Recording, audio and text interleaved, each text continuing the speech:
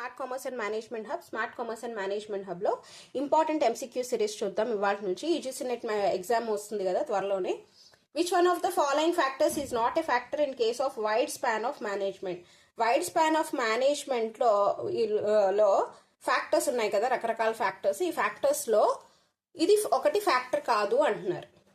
So first మనం ఇక్కడ ఆప్షన్స్కి వెళ్లే ముందర అసలు స్పాన్ ఆఫ్ మేనేజ్మెంట్ అంటే ఏంటో తెలుసుకుందాం. అసలు స్పాన్ ఆఫ్ మేనేజ్మెంట్ అంటే ఏంటంటే, మనం ఎవరైతే ఒక సూపర్వైజ్ అంటే ఒక సుపీరియర్ కింద వర్క్ చేస్తారో అతని కింద కొంతమందినే సబార్డినేట్స్ ఉండాలి అనేది స్పాన్ ఆఫ్ మేనేజ్మెంట్ అనమాట. స్పాన్ అంటే ఏంటి? ఒక నెంబర్, కౌంటబుల్. లైఫ్ స్పాన్ అంటాం అంటే లైఫ్ ఒక కౌంటింగ్ ఎంతవరకు అనేది, ఒక 8 years ఎంత అనేది స్పాన్ అనేది చెప్తుంది అనమాట. స్పాన్ రకరకాల సుపీరియారిటీస్ అనేవి ఉండాలి, ఒకే సూపర్వైజ్ అనేది ఉండకూడదు. హెడ్స్ అనేవి ఉండాలి. మనం ఇప్పుడు లెవెల్ ఆఫ్ మేనేజ్మెంట్ అనేది ఉండాలని చెప్తున్నారు దాని ద్వారా ఏంటి అంటే మనకి ఒకే సుపీరియర్ ఉంటారు కాబట్టి ఒక్కొక్కరి దగ్గర కొంతమందే ఉంటారు, కొంతమందే సబార్డినేట్స్ అనేవాళ్ళు ఉంటారు. దానివల్ల మనకి స్పాన్ ఆఫ్ మేనేజ్మెంట్లో ఏం జరుగుతుంది? ఫ్యాక్టర్స్ చూద్దాం.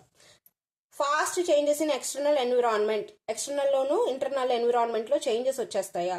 రావు.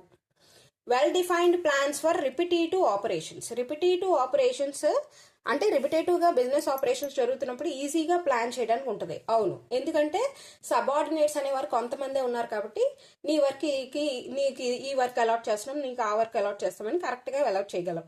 Effective interaction between superior and subordinate. అంతే కదా, సుపీరియర్స్కి సబార్డినేట్కి ఈజీగా ఇంటరాక్షన్ అనేది చాలా ఎఫెక్టివ్గాను ఉంటుంది, ఈజీగాను ఉంటుంది. అలాగే థరోలీ ట్రైనింగ్ ఆఫ్ సబార్డినేట్స్. అంతేకాకుండా సబార్డినేట్స్ని ఈజీగా ట్రైన్ చేయగలరు. తక్కువ మందే ఉన్నారు కాబట్టి చక్కగా ట్రైన్ చేయగలుగుతాడు ఆ టీమ్ లీడర్. ఓకేనా? సో ఇది కాదనమాట ఫ్యాక్టర్. ఎందుకంటే ఎక్స్టర్నల్ ఎన్విరాన్మెంట్లోను ఇంటర్నల్ ఎన్విరాన్మెంట్లో చేంజెస్ వచ్చేస్తాయి అంటున్నాడు.